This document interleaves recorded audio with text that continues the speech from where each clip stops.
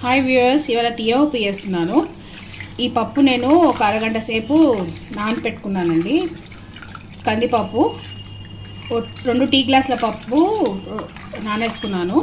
ఇప్పుడు ఇది కడిగేసుకొని ఎలా చేసుకోవాలో చూపిస్తాను. ఈ చిన్న గ్లాస్ తోటి నేను 2 గ్లాసుల పప్పు తీసుకున్నానండి. ఈ కడిగి పెట్టుకున్న పప్పులో పెద్ద గ్లాసు వాటర్ పోసేయాలి. దీంట్లో మనం ఇప్పుడు 1/2 టీ స్పూన్ పసుపు వేసేయాలి. 1 టీ స్పూన్ అల్లం వెల్లుల్లి పేస్ట్. 1 గ్లాస్ వాటర్ సరిపోవట్లేదండి, ఇంకా నేను 1/2 గ్లాస్ వాటర్ యాడ్ చేసుకుంటున్నాను. పప్పు మునిగేలా చూసుకోవాలి. ఇది ఇప్పుడు మనం 3 విజిల్స్ పెట్టేసుకుందాము.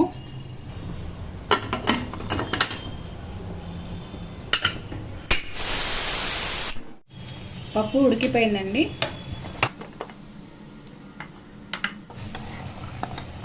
పప్పు మెత్తగా బాగా ఉడికింది. పప్పు గుత్తితోటి ఒకసారి మనము రుబ్బుకుందాము మెత్తగా అయ్యేదాకా.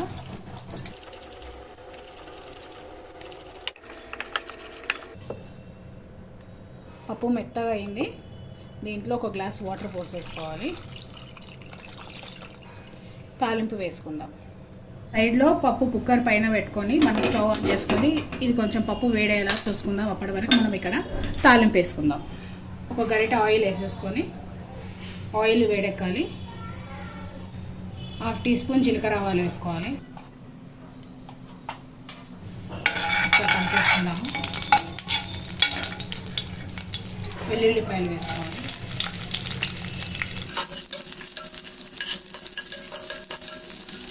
ఒక 4 ఎండుమిరపకాయలు వేసుకోవాలి.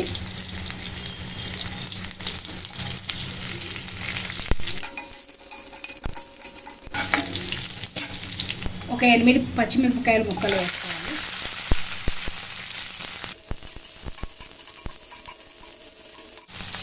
దీంట్లో కొంచెం కరివేపాకు,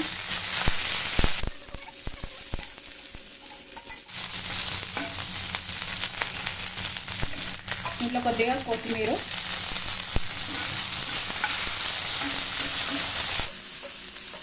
ఇవన్నీ బాగా వేసుకున్న తర్వాత దీంట్లో కొద్దిగా ఇంగువ,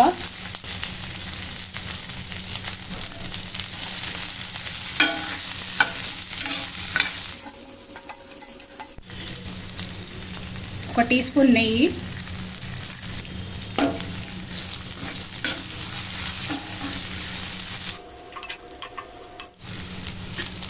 మనం పక్కకి పప్పు మరిగించుకోవడానికి పొయ్యి పైన పెట్టుకున్నాం కదా, పప్పు మరుగుతుంది. ఈ వేడైన పప్పులో ఈ తాలింపు వేసేసుకోవాలి.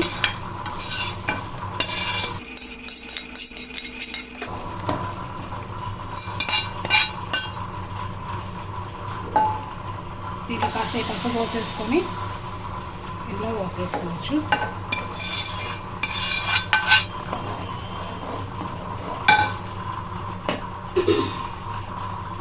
పప్పులో 1 టీ స్పూన్ తగినంత ఉప్పు వేసుకోండి. మీరైతే నాకైతే 1 టీ స్పూన్ ఉప్పు వేసుకుంటున్నాను. కాస్త ఇప్పుడు కరివేపాకు, మిగిలిన కొత్తిమీర ఇందులో వేసేసుకోవాలి.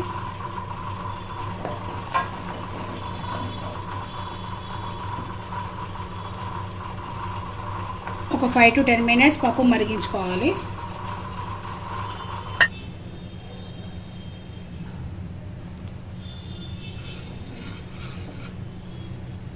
పప్పు మరుగుతుందండి.